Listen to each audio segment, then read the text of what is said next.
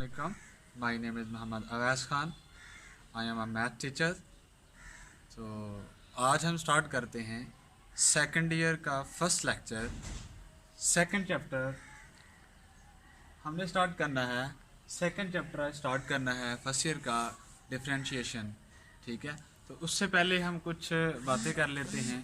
तो बेटा मैं इंशाल्लाह कोशिश करूँगा कि आपको अपना बेस्ट दूँ, अपना जितना भी नॉलेज है, और कोशिश करूँगा कि एक एक लफ्ज़ की आपको डेफिनेशन बताई जाए, हर एक चीज़ को आप डिटेल के साथ ओपन किया जाए। ठीक है, तो इंशाल्लाह इस लेक्चर में हम कोशिश करेंगे कि डिफरेंशिएशन क्या होती है इसकी बेसिक पढ़ेंगे और डिटेल के साथ पढ़ेंगे। बाद में आहिस्ता आहिस्ता आगे स्टेप बाय स्टेप चलेंगे, तो उम्मीद करूँगा कि आपको समझ आएगी। तो इससे पहले इंशाल्लाह कोशिश करेंगे। तो हमारा आज पहला लेक्चर है, तो लेक्चर स्टार्ट करने से पहले हम इंशाल्लाह अल्लाह के पाकीज़ा कुछ नामों से इंशाल्लाह इसको स्टार्ट करेंगे।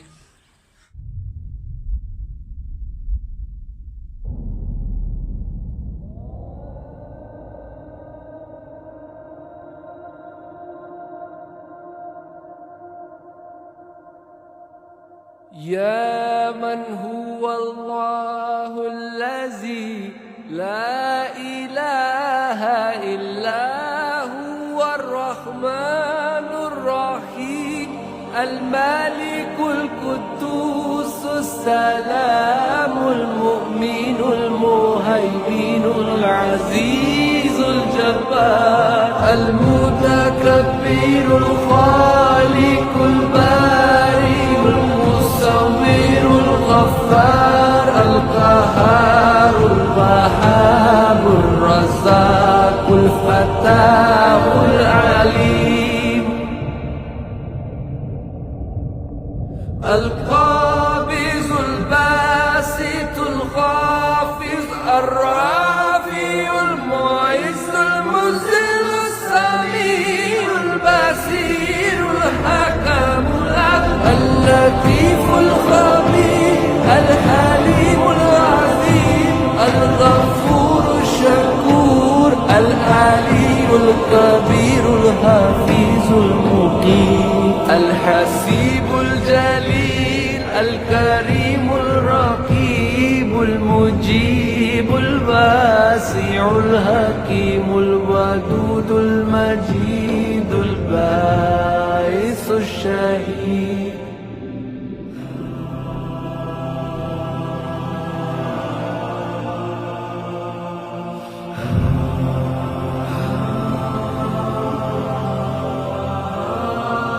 الحق الوكيل القوي المتين الولي الحميد المحسن المبدي المعيد المحيي المميت الحي القيوم الواحد الماجد الواحد الصمد القادر المقتدر المقدم المؤخر الأول الآخر الظاهر الباطن الوالي المتعال البر التواب المنتقم العفو الرؤوف مالك الملك ذو الجلال والإكرام المقسط الجامع الغني المغني المانع الظاهر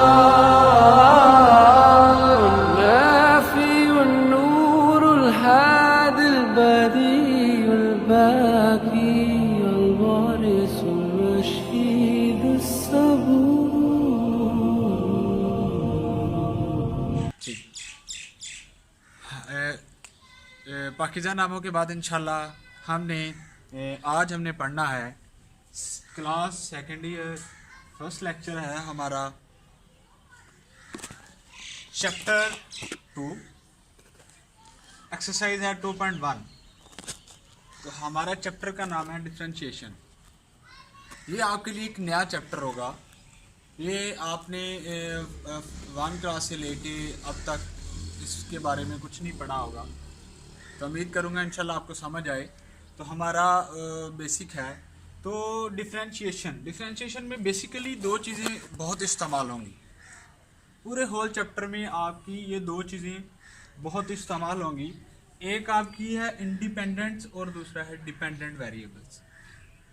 इंडिपेंडेंट्स और डिपेंडेंट कि समझ लें कि ये दो चीज़ें हम इजहार कर रही हैं कि हमारे इसके अंदर वेरिएबल इस्तेमाल होंगे, कुछ वेरिएबल इस्तेमाल होंगे। तो सबसे पहले हम देखते हैं कि वेरिएबल क्या होता है।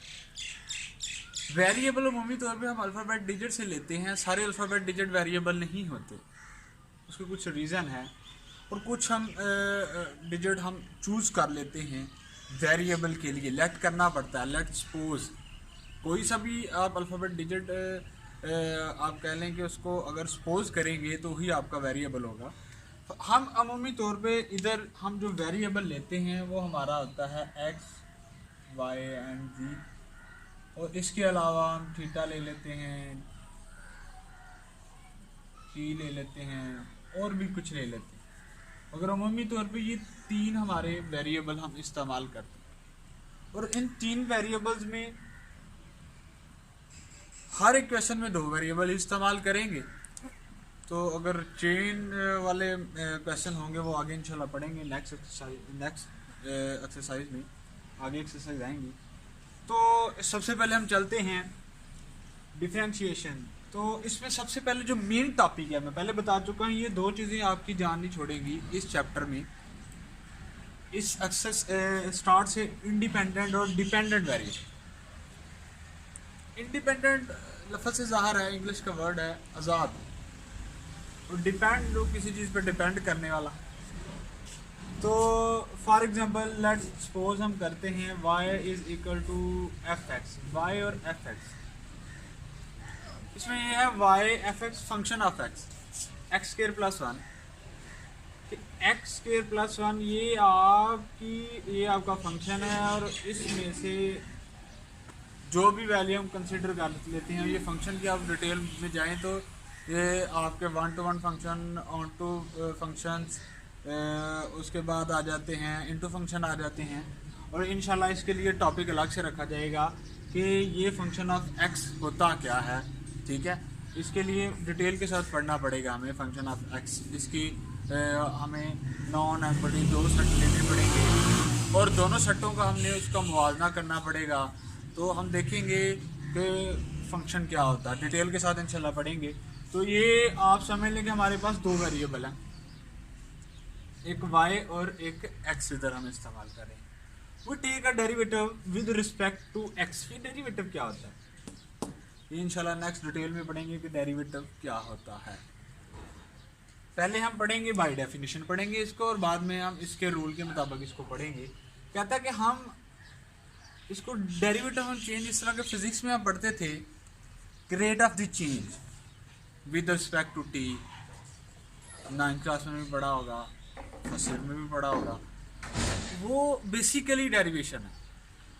डेरिवेशन कह रहा है कि किसी भी आपकी कोई भी चीज़ है उसमें कितनी चेंज आती है, किसके लिहाज से आती है, बेसिकली वो डेरिवेशन होती है। एक बात, बाइक चला रहे हैं तो क्या आप बाइक को रेस की मदद से कंट्रोल करते हैं या टाइम की मदद से? तो जाहिर है आप रेस की मदद से उसको कंट्रोल करेंगे, कामयाब ज़्यादा करेंगे। टाइम की मदद से उसको कंट्रोल नहीं किया जा सकता। तो इस वजह से इसमें ये है कि विद रिस्पेक्ट टू जो चेंजिंग आएगी उधर टाइम के लिहाज से चेंजिंग आती थी। क्या चेंजिंग आती थी कि आप जब डिस्टेंस कवर करते हैं तो डिस्टेंस कवर करने में कितना टाइम सर्व किया तो चेंज हुआ। तो जो चेंज हुआ तो वो आपका क्या बन जाता है, वेलोसिटी बन जाती थी। फिर उसके बाद वेलोसिटी चेंज होती थी टाइम के लिहाज से तो वो आपकी एक्सेलरेशन बन जाता है। तो वही है वो जो चीज़ आप पढ़ते थे फिजिक्स में, changing with respect to time. तो इधर चेंजिंग एक्स के लिहाज से होगी तो उसका नाम रख दिया है हमने एक्स। तो कोशिश की है कि डेरिवेशन की आपको समझ आ जाए कि डेरिवेटिव होता क्या है। डेरिवेटिव होता है बेसिकली कि कितनी चेंज हुई है किसी चीज़ में।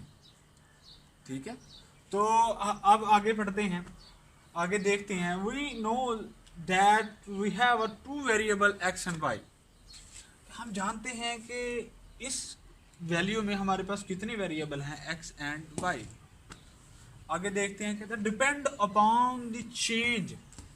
ये मैंने डेरिवेटिव की बात की थी, यहाँ चेंज की बात आई। कहता है कि जो वैल्यू जिसके ऊपर डिपेंड करती है in the value of variable x. कहता है कि ये जो चेंजिंग है इसके अंदर जो आप डेरिवेटिव ले रहे हैं किसके लिहाज से ले रहे हैं, एक्स के लिहाज से। तो ज़ाहिर चेंजिंग फिर किसके लिहाज से होगी, एक्स के लिहाज से। तो so X is called independent variable. ये क्या होगा, इंडिपेंडेंट वेरिएबल होगा। Well Y is no dependent variable, कि ये डिपेंड कर रहा है एक्स के ऊपर। इसकी मैं एग्जांपल देता हूँ, क्योंकि ये फंक्शन ऑफ एक्स है। क्या होता है फंक्शन ऑफ एक्स, कोई आपकी हैप्पीनेस या सैडनेस हो जाती है, कोई खुशी गमी, तो वो किसके ऊपर डिपेंड कर रही है। जो आपकी खुशी है या तो बर्थडे के ऊपर, या तो मैरिज के ऊपर, या किसी फंक्शन के ऊपर डिपेंड कर रही होती है कि उसकी वजह से हैप्पीनेस। तो गमी किसकी वजह से है, तो ये डिपेंड करता है कि वो जो आपकी हैप्पीनेस और आप कह सकते हैं सैडनेस किसकी वजह से है। तो सेम केस विद यहाँ है कि जो जो एक्स है उसकी चेंजिंग कितनी है, ठीक है, वो एक्स है उसकी चेंजिंग कितनी है और किसके लिहाज से, तो इस वजह से वो होता है फंक्शन ऑफ एक्स है। तो ये थी आपकी वेरिएबल एंड इंडिपेंडेंट और डिपेंडेंट वेरिएबल। तो इंशाल्लाह मैं कोशिश करूंगा कि एक ऐसी वीडियो बनाई जाए जिसमें आपको डिटेल के साथ फंक्शन के बारे में बता दे। असल में थोड़ी सी मैं आपको हिंट देता हूं कि फंक्शन होता क्या है। ये हमारे पास दो सेट हैं, इससे पहले आपको सेट का पता होना चाहिए।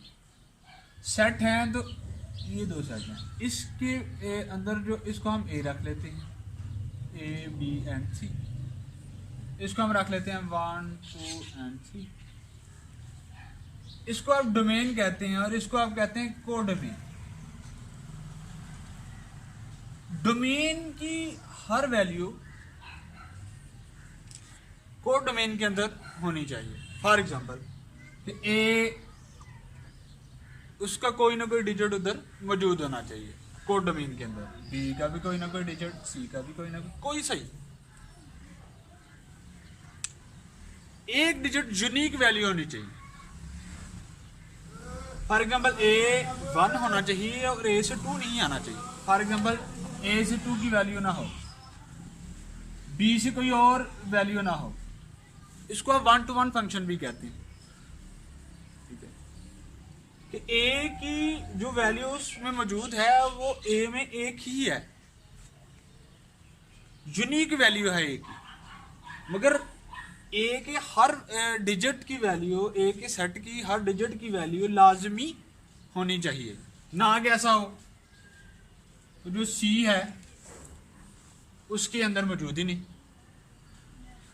सी का कोई भी वैल्यू बी के अंदर मौजूद नहीं।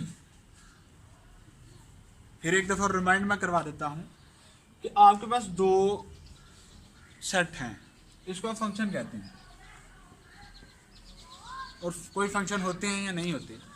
फंक्शन की डेफिनेशन क्या है कि ए और बी नॉन एम्प्टी दो सेट हैं, ए की वैल्यू यूनिक वैल्यू बी के अंदर मौजूद होनी चाहिए। ए की यूनिक वैल्यू को सिंगल वैल्यू, सिंगल से ज़्यादा ना हो, वो ए के अंदर मौजूद होनी चाहिए।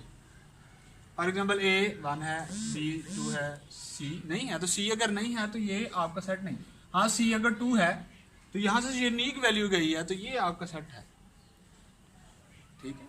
तो इसमें इसकी एग्जांपल मैं देता हूँ कि फंक्शन ऑफ ए आप लिख लें 1।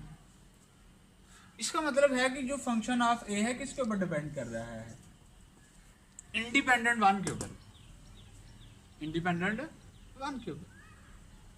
तो ये आप काइंडली देख लीजिएगा। अगर आप कहते हैं तो आप मुझे कमेंट्स में मैसेज कर दीजिएगा, मैं इसको डिटेल के साथ आपको बता दूंगा कि फंक्शन होता क्या है बेसिकली।